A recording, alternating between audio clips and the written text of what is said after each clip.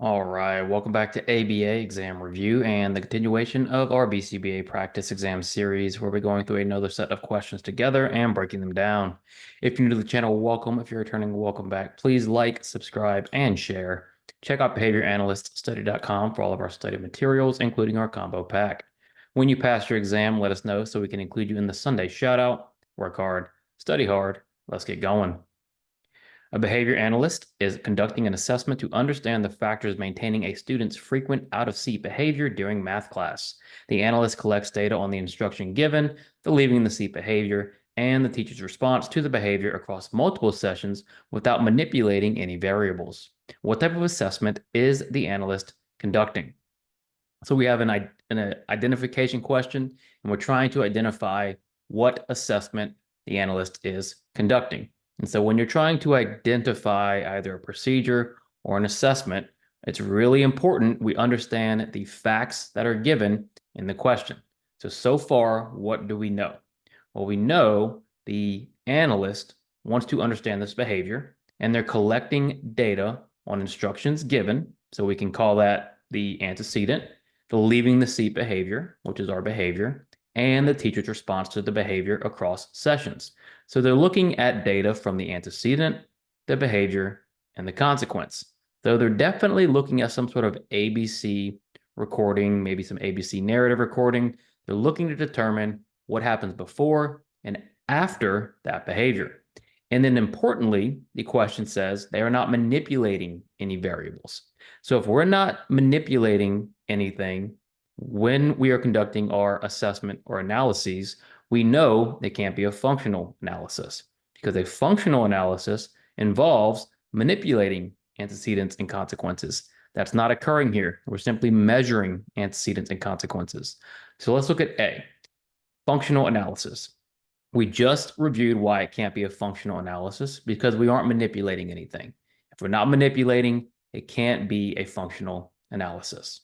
What about B, an indirect assessment? Well, for it to be an indirect assessment, we would have to be not directly observing the behavior. And since the analyst is directly observing leaving the seat behavior, it is not indirect. What about an ecological assessment? When we conduct an ecological assessment, we're not so much worried about the person of interest. We're more worried about the environment.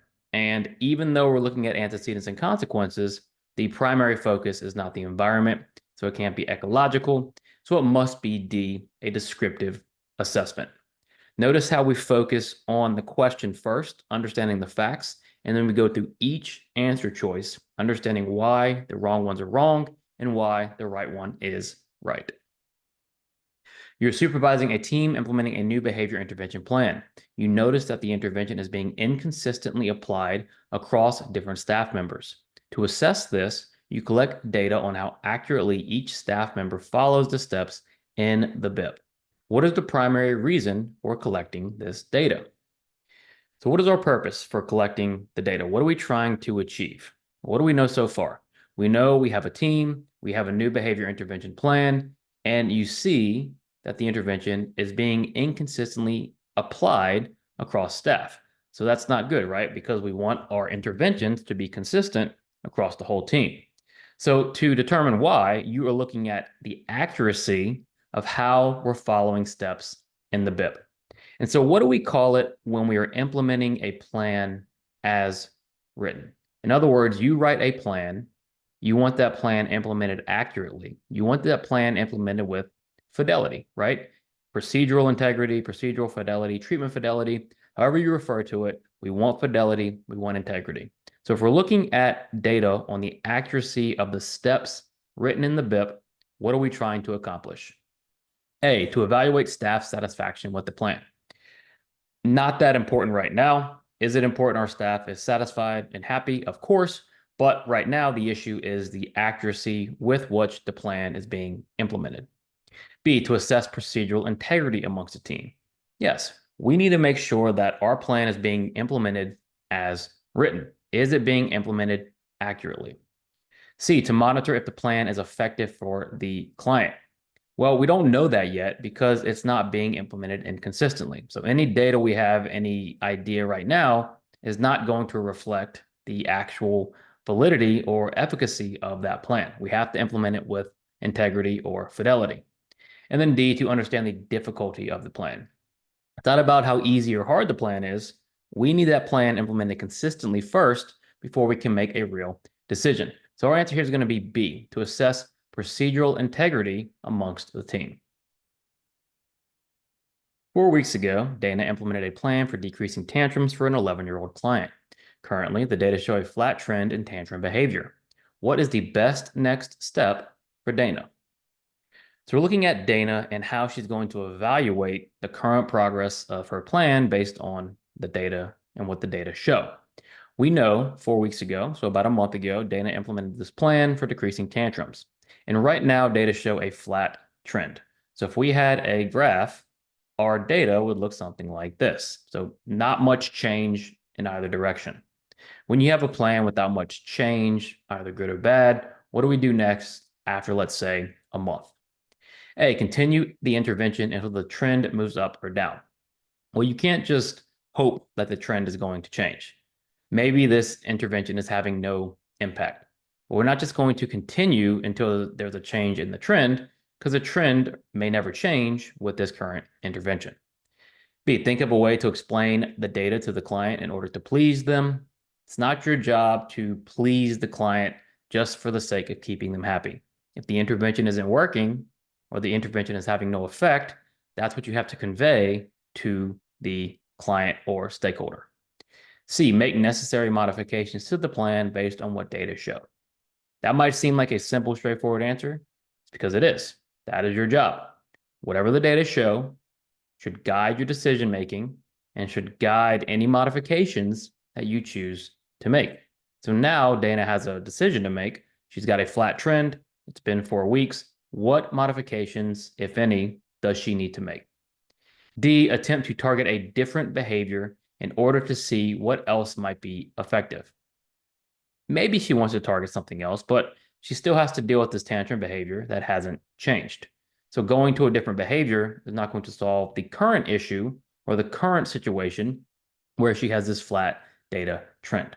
So the best next step for Dana is C, make necessary modifications to the plan based on what data show.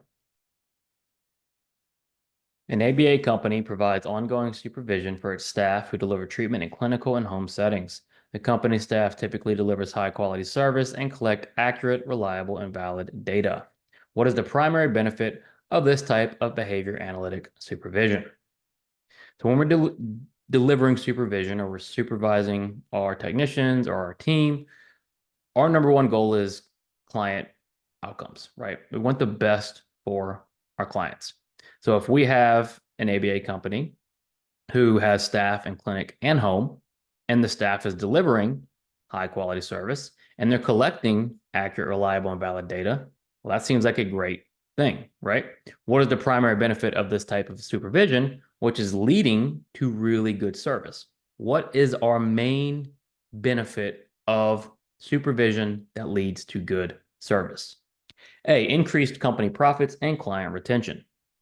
Is that a byproduct of good service stemming from good supervision?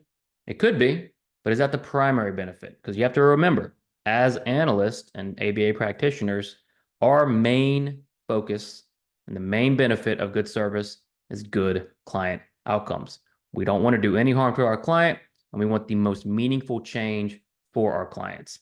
So B, improved client outcomes, would be our primary benefit of delivering good supervision. C, reduced need for ongoing training of staff.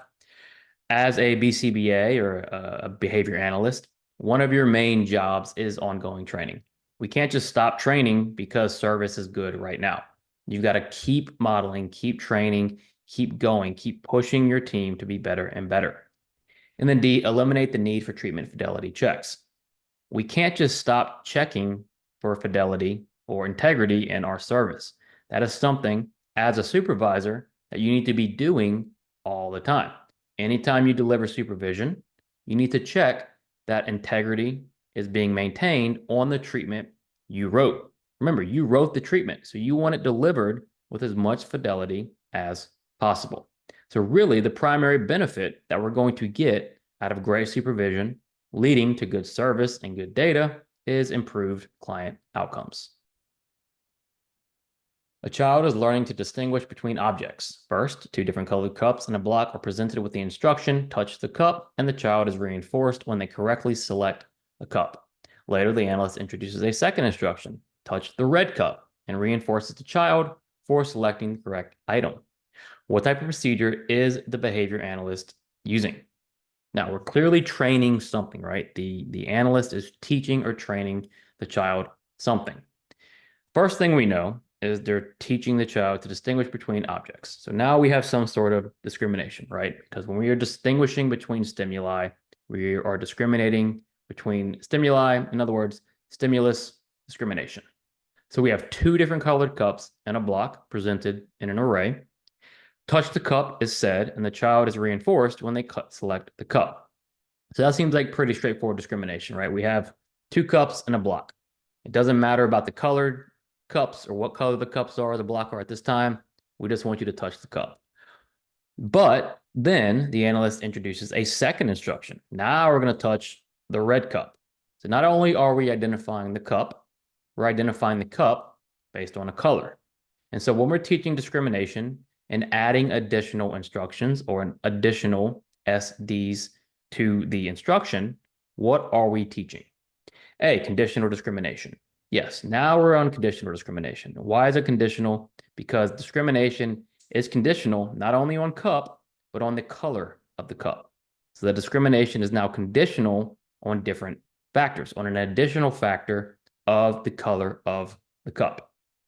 What about simple discrimination? It's not simple anymore because we have an additional instruction on top of the basic discrimination. See, matching to sample. Matching to sample is when I give you let's say a card, and then you match it to the object that matches the card. We're not matching the sample here, right? We're identifying cups and blocks. And then stimulus fading. If anything, we're introducing more stimuli, right, with the additional instruction. The type of procedure that is being used is going to be this conditional discrimination, where now we are looking at the stimuli not only based on what kind of object it is, but also the color. Thanks for watching. Please check out behavioranalyststudy.com for all of our study materials. Be sure to subscribe and share. When you pass your exam, let us know so we can include you in the Sunday shout out. Work hard, study hard. See you soon.